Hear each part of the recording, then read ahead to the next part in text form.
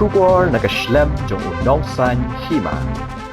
Menteri Ramba Kejela Ukanrat ki Sangma ulakawe lama ban Pyllait Paidbah ki prapusau Tylli ki bus bukentup sanpusan Tylli ki electric bus ki badai hapo jong ke PM e-bus sewa scheme. Ya ni ke program Pyllait ni ke bus jongi ke badai hapo jong ke tenat urban affairs lapenong hapalau jong ke Meghalaya Legislative Assembly bathamai ke badan hamau diang Shillong. Kini ki bus bathamai ki don ni ki air conditioning ki jaka ban charge mobile real-time tracking system but ke e-ticketing facilities ban pentikna ke jingsuk jingshngan ke jingtrekam babha nak benta kinong Leit nong ban lasdang ban penya ke ki bus nadu kani ke sngi kata na IIM Shillong shop Shillong hak balabu banyat man ke sngi nadu kapor new beje min step hadu kapor khandai beje min miet lakmi linti bagani ke jingtmu ke de ban penbha ke jingpenya so hasor ban ai ye ginong shong shnong ye ka Leit kawan ka basanya ka basuk ka bayadaru habede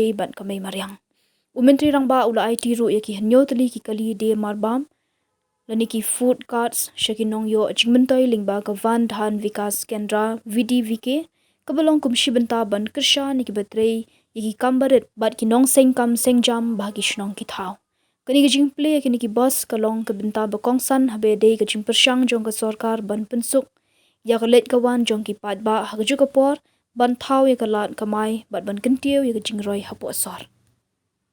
Honorable Speaker.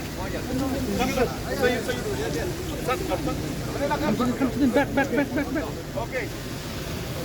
One, two, three. One.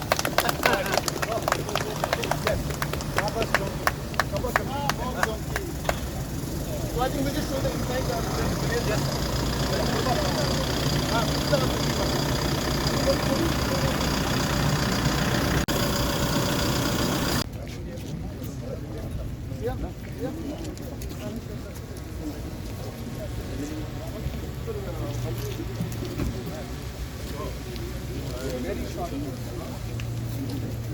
We'll just flag off and then we'll go. Yeah, but no, come back. Where is Barbara?